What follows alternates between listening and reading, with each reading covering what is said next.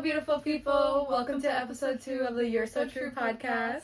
So we each came up with one discussion point that we're going to be presenting to each other, and then we'll dive deeper into it. Is this bothering you? No. The ice? No. Okay, you look It's good. satisfying. Okay. The question that I picked is, if you could choose one lesson to be taught in school, what would it be? Mm-hmm.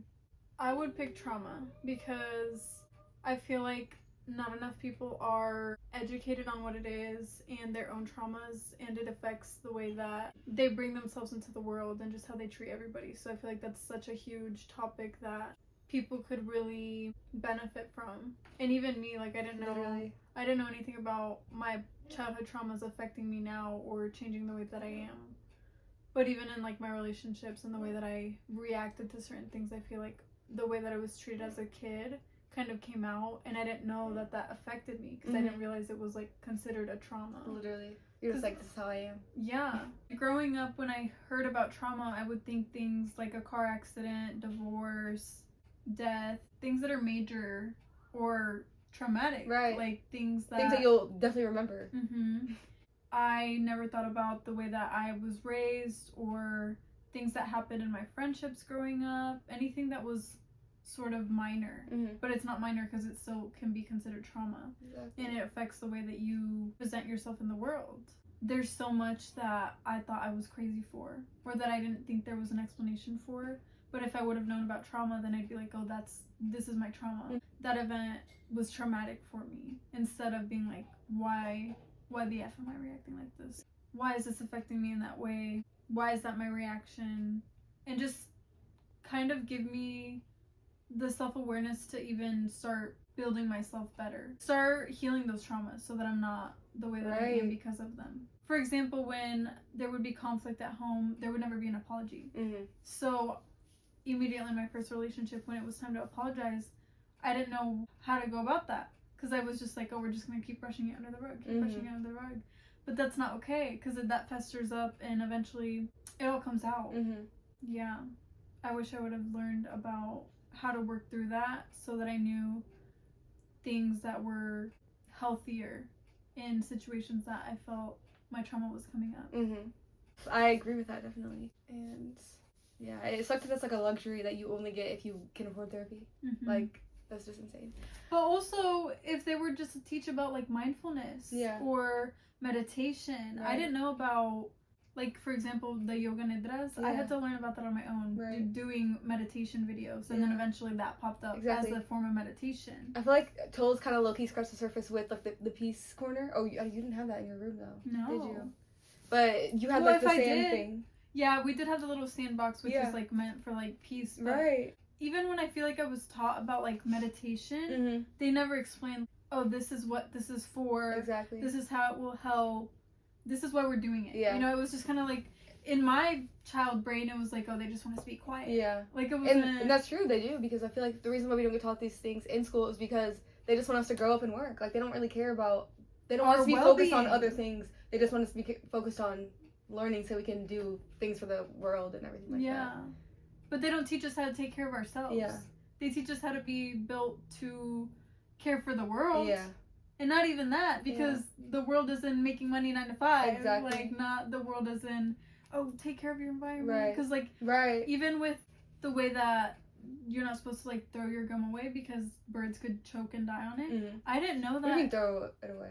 Like, outside, litter. Well, you said throw it away. I meant, like, litter. Oh, okay. Like, you're not supposed to throw your gum out, like, on the road or something. I didn't know that was a thing until around middle school. What the heck? And I don't know who I heard it from, but it was not something like, oh, in my class they talk about not littering on the earth. Yeah, because they don't. Yeah. My mom taught me that though, and also those little black things. I've always wondered what they were, and I asked like my mom, like when I was younger, and she's like, "That's gum." Black things? On the On what? You never seen like on like concrete? Like there's like little black like circles, like that's gum that like got flat, and then it's just black because it has some like it's been stepped on. It's been. I didn't know that. That's Can you what picture that it was. Yeah. Like, because it's everywhere. I didn't know that was gum. Yes. And that's what but my mom, she, like, we always made big on recycling, especially because my grandparents live in, like, the country. And they, I don't know, my grandma, like, she even there's some things that you can't even recycle, like things like batteries or like metal. Like that's supposed to go to like a different place. Mm-hmm. But anyway. And see, I only learned that through my parents. Oh, okay, yeah. Because we grew up recycling too. Right. But at school, they never really dived into at all. They didn't. And those are things that actually matter. There's so much that matters that we're not taught in school. Yeah, there is. If what I picked wasn't trauma, I would definitely pick our health in general. Yeah. Because even health classes don't. I feel like that's just like scratching the surface. It doesn't go into details about the menstrual cycle. Yeah. It even talks about drugs, but it doesn't tell you how people get addicted to things or like what's the science behind it, so we know. Or even the way that they teach about being sexually active. Just because they're like, oh, don't risk your life, like don't do this, don't do that. If you don't want a kid, then just don't have sex at all. It's like, why don't we teach the forms of birth control, what is effective, what isn't effective, what to do if you do get pregnant. Right. I feel like they always stop it after like, oh, abstinence. Don't get pregnant. Abstinence. Yeah. Literally. But then also these are the forms, like sometimes they will mention birth controls, but then they won't be like, but if that fails and then you do still get pregnant, they don't mention the other options. They don't mention being able to put them up for adoption or being able to have an abortion. They don't even talk about miscarriages. Yeah, exactly. Or going, like, even if you do want to keep the child, going to doctor's office and getting, like, everything that you need. The like, proper care for you and your baby. I feel like the way that they present it in just school, don't get pregnant. That's right. It. And then if you do, you mess up your life. Yeah, basically. Right. They can't help you. They make it seem like either you choose not to be sexually active or you're going to have a million kids. Literally. And screw up your whole life. Exactly. Miserable. Like, yeah. But they never talk about kids in a good way either. Because there are plenty teenage moms that I've like heard of or seen that are amazing and are fit to be a great mom. Right. So the fact that they teach at school, just in general, teenage moms are bad. That's so far from the truth. Exactly. And why don't we teach them how to become a mom? Yeah. Why don't we start off with some facts on how we can be a good mom, if that were the case? Exactly, and also not judging teen parents because they get so much judgment. But like, it could literally happen to you if you could literally you're doing the same thing that they're doing. Like, if they just put that into perspective, because a lot of people don't understand that. Like, why are you judging somebody when it could literally be you in that position because you're doing the same thing? Like, they just did in school too. They just did what you did, and it's just like, I don't know.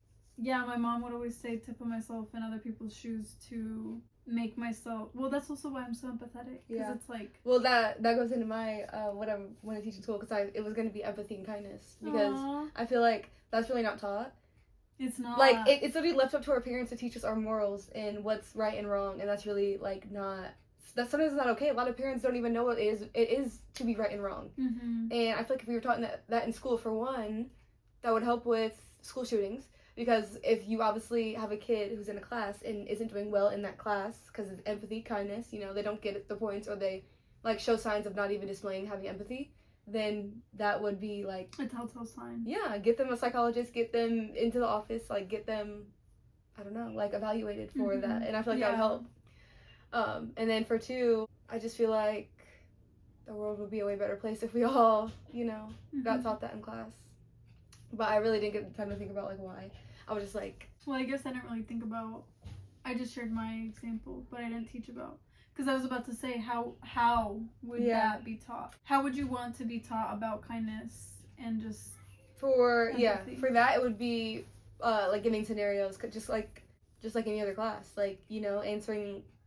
Like the freaking math questions where it'd be like, if Bob walks into the store and wants 350 watermelons... Right. If Bob's...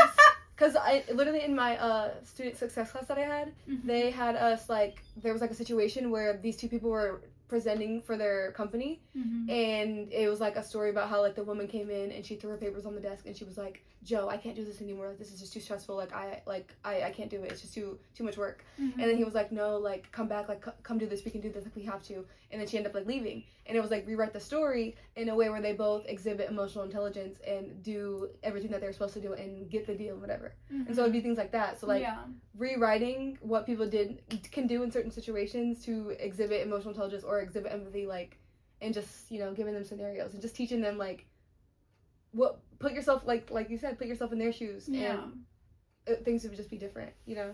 I feel like for that class too, affirmations would be really good. Mm-hmm. Because it definitely goes back to the way that you view yourself and treat yourself. Yeah. Because you are literally a mirror. Exactly. So it would be good to like start off the class with like, oh, let's say our daily affirmations, right. And then being like, I am strong, I am confident. Yes. Just things that reinforce right. the idea of themselves. Yeah. So everybody can have an idea of who they are. Literally. And when you feel good, you automatically want other people to feel the way you feel because you realize that it feels so good right. to be that way. Right. And I also feel like it would also help, like we were talking about in the last episode, with like relationships. Like if you were taught empathy and everything like that, then you wouldn't be making mistakes that are detrimental to other people's health and well-being at such a young age, because you would be like, okay, like, well, if this was me, how would I feel if I did this? Considerate of exactly. the other person's feelings. Literally. Yeah. And oh my gosh, your ears are so cute. I didn't even know you changed them. Thank you. I didn't change them. Oh, I didn't see that one. I only saw that They're one. asymmetrical. They're so cute. Thank you. You're welcome. But yeah, I just feel like people would be way more equipped to be in the world, and I don't know. It would obviously suss out the psychopaths, which is what we need. Or even just bitter people. Yeah. Like that. Or people who are being abused at home, like everything. You're so true. Yeah. Because that reminded me of that guy who, when I was parked at that Walmart parking lot, yeah. and the guy who just walked in front and literally. was like, because there was this guy who literally just walked in front of the car, and I was with my friend, and he cussed us out, mm-hmm. like, for no reason. I understand if people were, like, staring at him, because then it's like, okay, we're obviously causing somebody discomfort, mm-hmm. but we were literally just, like, I think I was putting lip gloss on, and my friend was putting lashes on, and we were, like, looking at ourselves in the little, like, mirrors, and all of a sudden this man is, like, staring us down. He's just cussing us out. For what? Mm-hmm. Like, and he was a grown man. He was, like, 6'3", mm-hmm. scary. Imagine if we were staring at him. Mm-hmm. Or imagine if it was somebody who was also bitter. Right. And was like, is you staring at? Right. Like. Or honked or something, like, really provoked. Right. And then what would he have done? Walked up to us, banged in the freaking window? Mm-hmm. Or worse, unlocked the door or something? I don't know, yeah. bro. Like, it's scary to be around people like that. Exactly. Because you can't trust you don't know what they're thinking. Yeah. Yeah. Yeah. Well, now I'm thinking, like, maybe it should be, like, a whole, like, I don't know what the word called, but, like, emotional intelligence, empathy, kindness, like, all these things to be a good human in that class. Almost just, honestly, emotional intelligence would be enough. Because, like, I feel feel like with that empathy, comes with, everything. Yeah, all the emotions. Yeah. And you could be, like, taught about how to deal with anger well. Yeah. You could be literally taught about how to regulate feelings of depression. Yeah, how to regulate your emotions in general, how to when you're feeling calm anxious. yourself down, yeah. Dude, that would be so good. Exactly. I wish they would have taught that. I know. I needed that my freshman year. Actually, I needed that my 6th grade year. Mm-hmm. That was my first anxiety attack ever. And I had no idea what was going on. I literally... Where were you? At home. Mm. But I like thought I was going insane though. Like I thought I was gonna die. And then I didn't die. But like but it was so scary. Yeah. And I had never experienced anything like that. Mm. I was talking to my mom yesterday about it, and she said that for her it feels like you're really hot and like your head gets, like she said, like the tip of, like heat rises to like the tip of your head and like it, like I don't even know.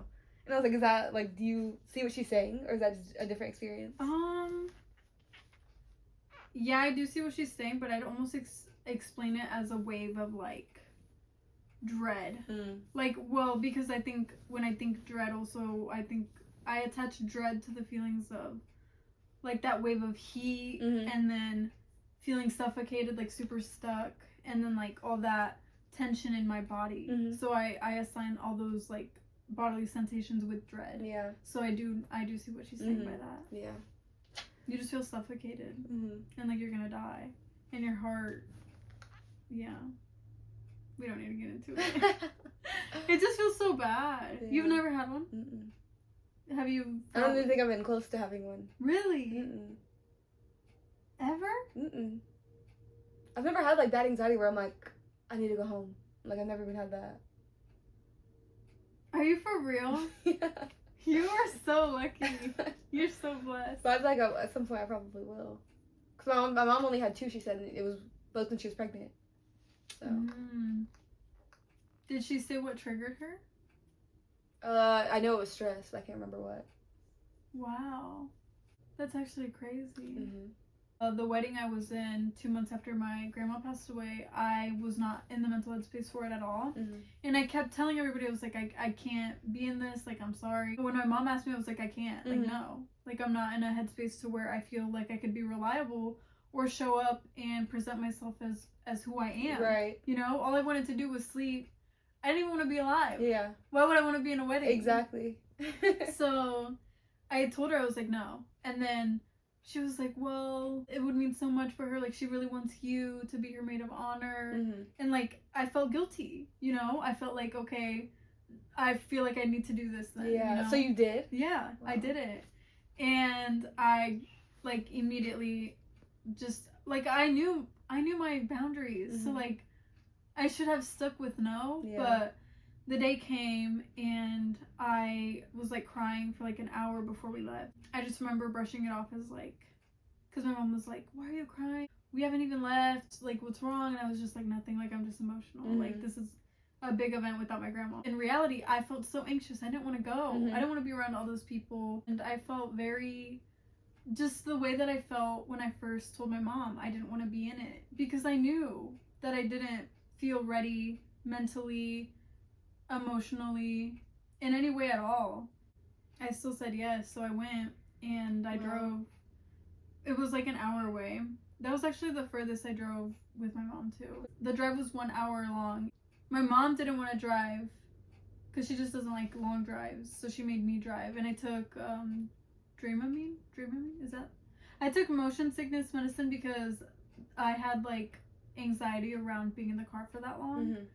Because my brother used to get car sick all the time. So just even long car rides in general would make me like. At the wedding, I immediately started having a anxiety attack because I knew the second that I'd get there, I would feel everything times 10. Right. I felt it before I got there. Mm-hmm. Why would I not feel it there? So the guy that, what is it called? What is the guy called who marries them? The people? Alexa, who marries people? I don't have an answer for that. Girl. So we got there and it was in the boathouse, like that one. Do you know? It's like an hour away, but it's like a fancy restaurant. And it was just gonna be her like closest friends, her immediate family members basically, and his immediate family members. And at the entrance of the restaurant, the wedding officiant is there. So it was me, the best man, the wedding officiant, my mom, and then we were waiting for the bride and the groom to come. And I just was crying because I was so anxious. Were you wearing makeup or anything? No. Okay, good. No. Yeah. Yeah, I knew better than to put on mascara. Mm-hmm. But, and also I felt so sleepy. Because the Dramamine wasn't non-drowsy. Oh my gosh. PM. I drugged myself. Which I didn't know. Yeah. And I drove. And being sleepy makes your emotions worse too. Because like you're honestly too sleepy that. to control them. Like, you know, you're not fully there. Wait, that makes so much sense though. Because I'm constantly sleep deprived. And that's when I have my like breakdowns. Girl, that's why kids stop changes when they're like, oh, he's just tired. Because they can't control it, that you know? makes so much sense. Yeah. But so yeah, so I was shaking. Could not breathe. My heart was racing. I was sweaty. I was scratching my arms because when I get really anxious, I scratch, which that's a form of self-harm. But I didn't know that before. And my mom had never seen me like that. The only time that she saw me that way was when I had my first anxiety attack in 6th grade in their room. And then they didn't know how to handle it either. Right. They were very much like, do you need a hospital? What's wrong with you? Like, you're scaring us. Girl, I'm scared. Right. I don't know Help what's going on. Like, wait, what's that one, Mac Miller? You're confused. I'm fucking confused, bro. But yeah, I didn't know what was going on. When I was anxious at the wedding, she did not know how to handle it either. She was like, you're scaring me. And I was like, girl, I'm scared. Don't sit here and tell me that I'm scaring you. I'm afraid too. So she was like, you need to pull it together. I was like, I'm trying. then the bride came and she saw me crying and she was like, "Are you okay?" And I just said, "No, I'm so anxious. As you should. I'm so anxious. I don't want to do this. I can't do it." I told her no, and she offered to take me to the bathroom and talk because my mom was not helping, honestly. Sorry to my mom, but she just didn't know how to handle it in the moment, and I needed some compassion, not pull it together. You know, I needed some reassurance that I was okay when I did not feel okay. So we talked in the bathroom, and she just explained how she knew where I was coming from and how this was so important for her, and that it meant so much that I even showed up at all, because she knew how much my grandma's death affected me, because I had literally just lost my mother figure. Exactly. So for me to show up at her wedding 2 months later was a big deal. And that kind of calmed me down, because I realized I was in a place where I was understood and not just dismissed. Judged, yeah. Well, yeah, that too. But I didn't really think about that in the moment, because when you're...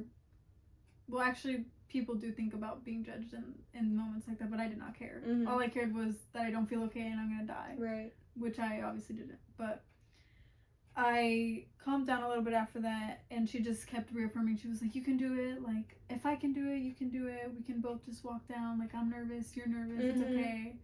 So I did walk her down, and it was fine. Aww. But, well, it wasn't fine. What were you wearing that day?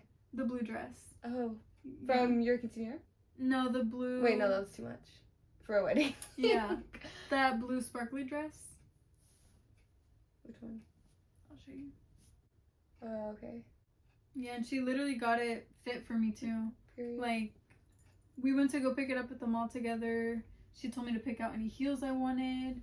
I felt like a princess that day, because she let me pick everything for my maid of honor outfit.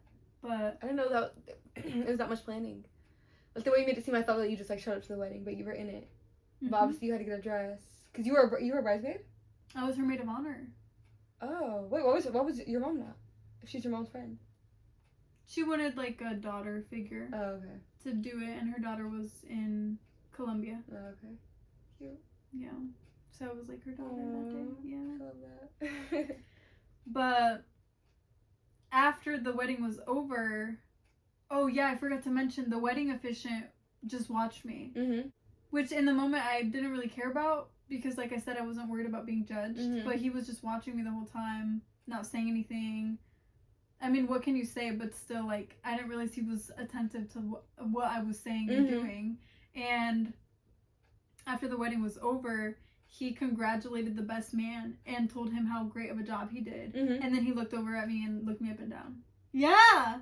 Because of how I broke down. I feel like you told me this before. Yes. That is insane, and that stuck with me, because first of all, you should be congratulating me too, because for one, I stood here and still did it. Literally. Oops. Oh, that hurt? No. Oh, okay. I dealt with the anxiety and still walked her down. Right.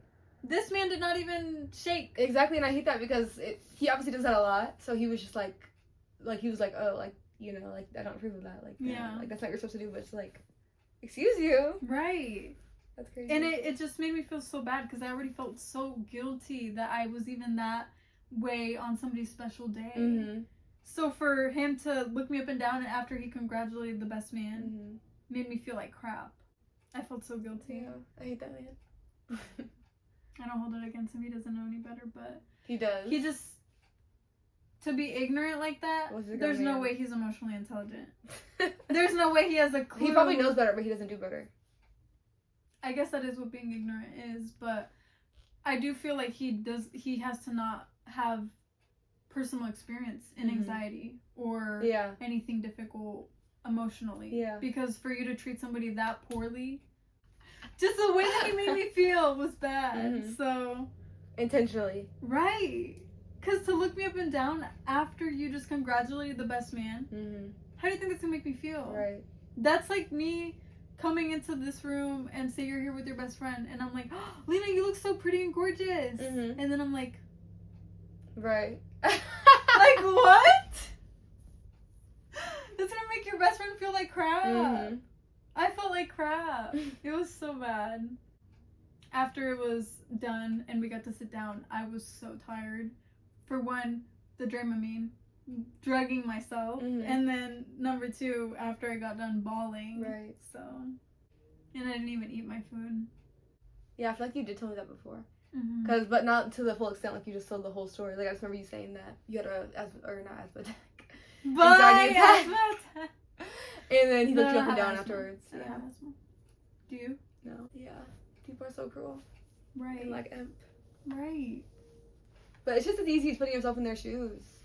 Oh, that reminds me of something I learned in my psychology class last semester.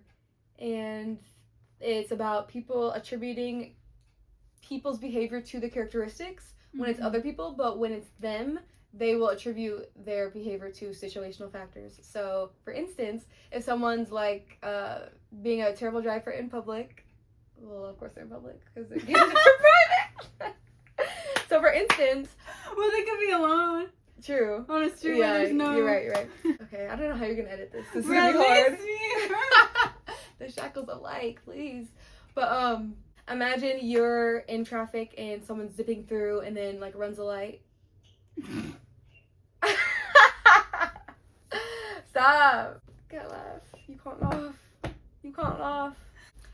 So imagine you're in traffic and someone's zipping through traffic and they run a light and you're thinking, okay, they're clearly a bad driver. Like, what are they doing? But if it's you doing that and you're on your way to the hospital, someone just died, like something.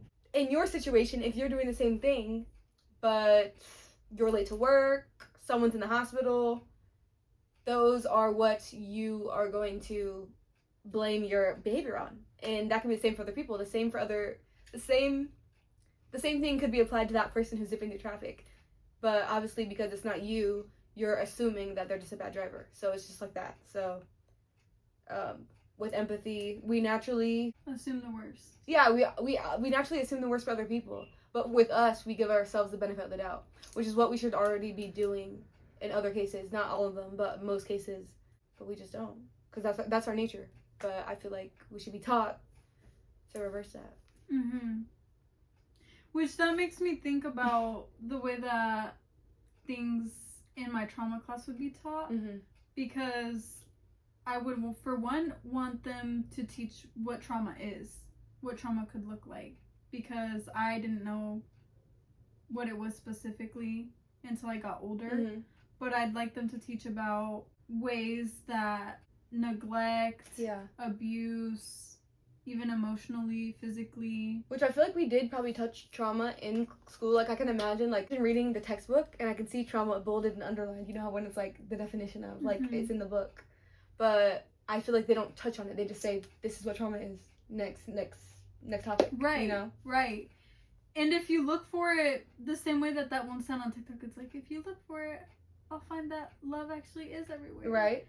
That's the same thing for trauma. Yeah. Because whether you know it or not, you have some sort of trauma in your life. Mm-hmm. Whether it be a situation with your best friend, a situation with your home life, a situation with something that an adult said to you. Right.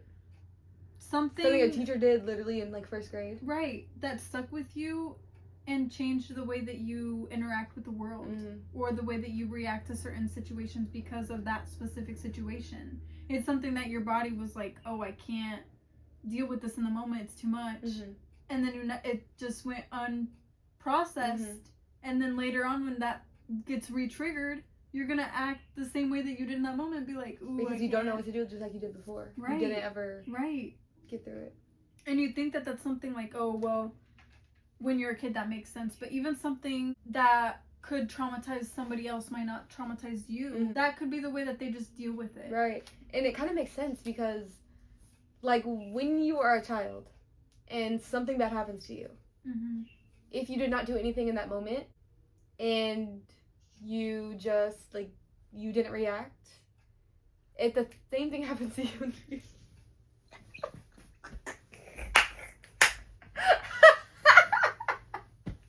I can't. This is too hard.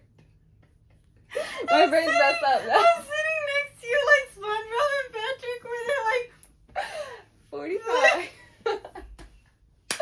I'm weak.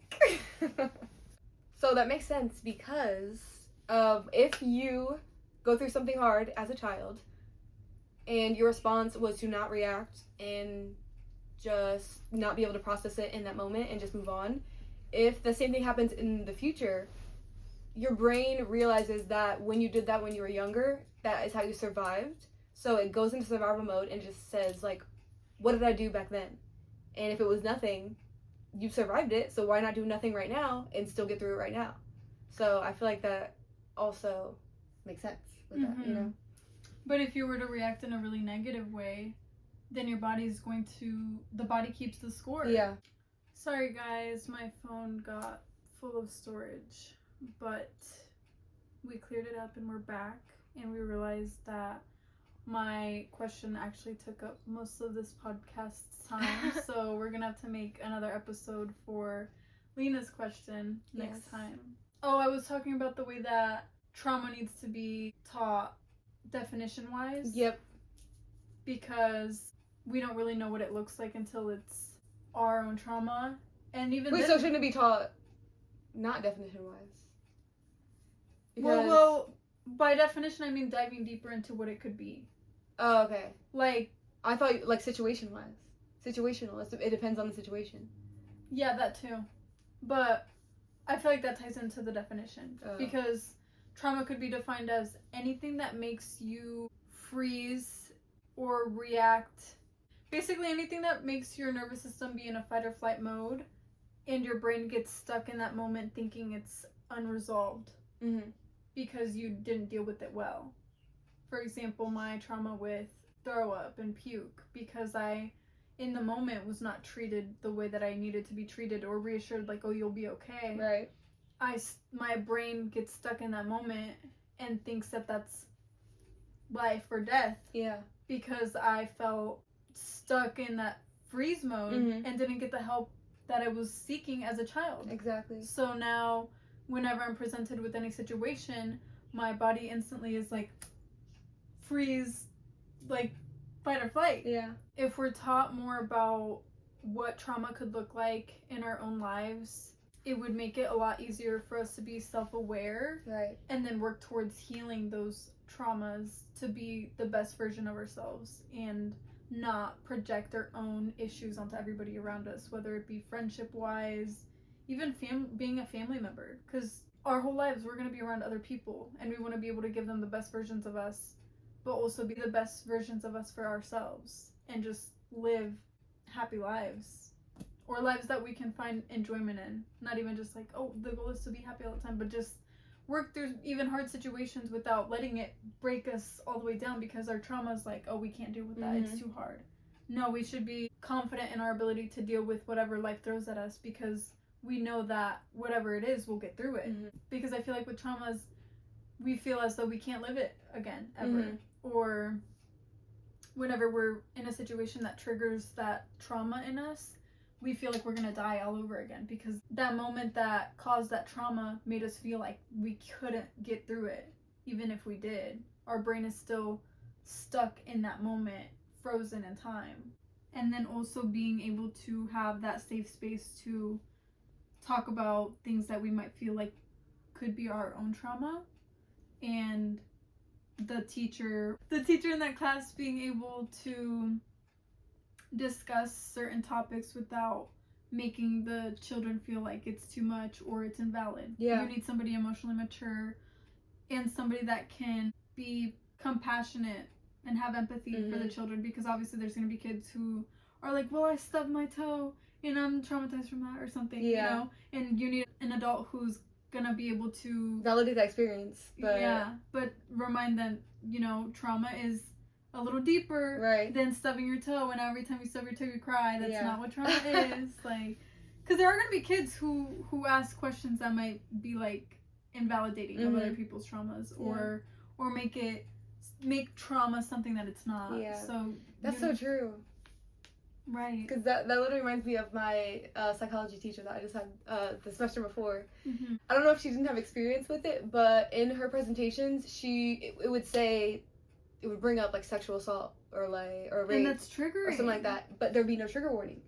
That doesn't trigger me. But at the end of the semester, for the class evaluation, I put, maybe you should include trigger warnings when talking about sensitive subjects, because you never know what someone's going through in that moment. They could be going, or abuse. She would talk about abuse, assault and stuff like that, and it would just be random and like abrupt, and I was like, I don't know, like someone could literally be going through that right now. You're just throwing it around like another topic. Right. So I do believe that some people's way of coping with hard situations like that is talking about it as if it is nothing, though, because they don't want to make it something.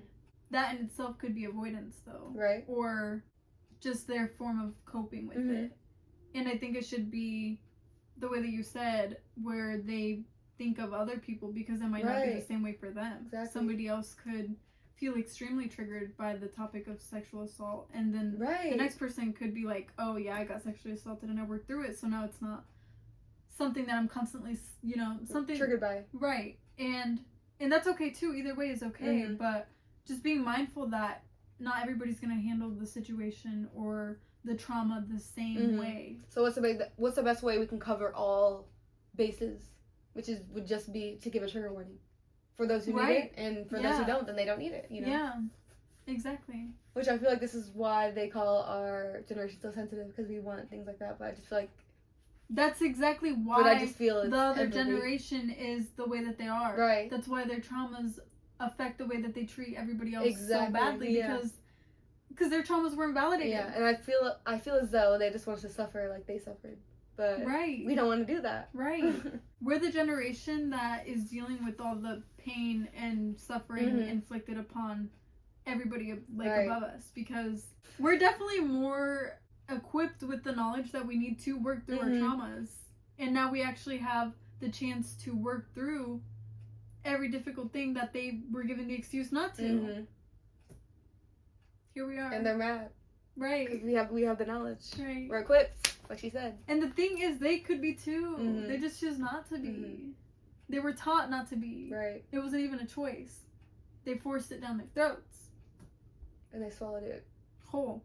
Yeah, willingly. They didn't even choke.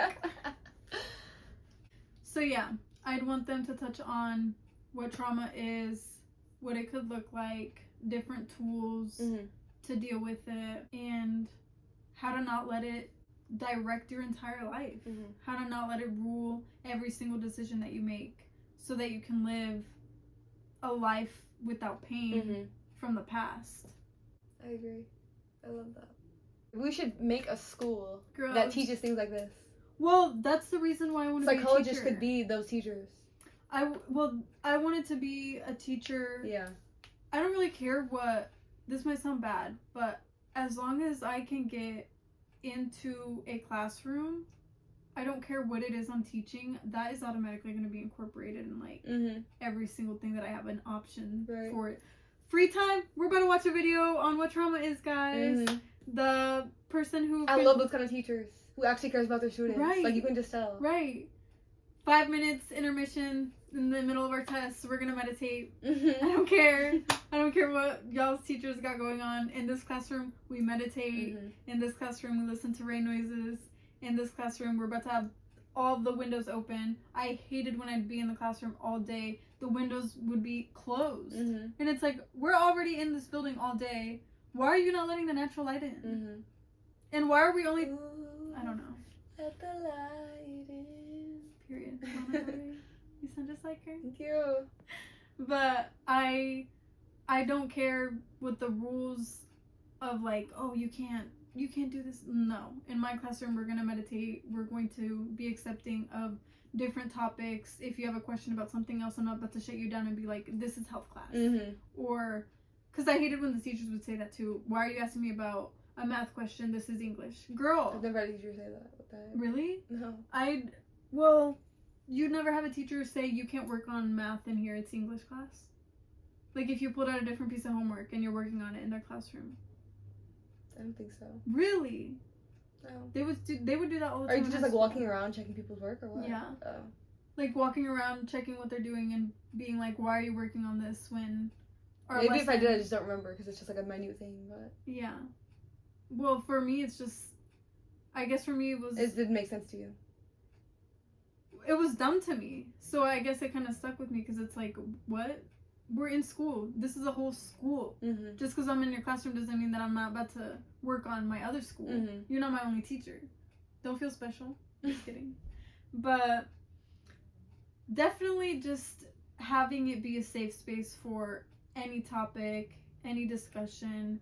If somebody wants to cry during my whole class, go ahead and cry. I'm not about to stop you and be like, what is wrong with, like, or make it a bigger deal than it needs to be. Because I would hate when I'd have to be in class holding in my tears just because I would be afraid of what the teacher would say or something. Mm-hmm. Like, I'm gonna let, it should just be a safe space. And I don't want the students to feel pressured to be anything. Mm-hmm. And I feel like in high school, I very much had that pressure. One time I yawned and my teacher yelled at me. Yeah. Why? Because she said it was disrespectful. Why? I yawned. And she looked over at me and she goes, don't do that ever again. Yeah. And I looked behind me. Because don't do that ever again. You automatically think like, oh, somebody did something terrible. Yeah, something bad. And because it was my first day, second semester. Mm-hmm. So when we switch all our classes, and it was my Spanish class, she just gave me the dirtiest look. And I was like, she's not talking to me. Mm-hmm. And she was like, yes, you. And I was like, yeah. And a lot of teachers are like that because you saying all that stuff, like what kind of teacher you're going to be. Mm-hmm. I was thinking teachers are so entitled. Like you said, you can even yawn in her class. Like, this is my body. Like, what do you mean I can't yawn? And everything that you said, it's just, I don't know. I just know that they will be like, oh, she's that teacher. This is a school. This isn't your house. Like, that's how they would be. She literally put me at the back with all the bad kids. Mm-hmm. I'm not a bad kid. Why did they do that? What the heck? We just had assigned seats.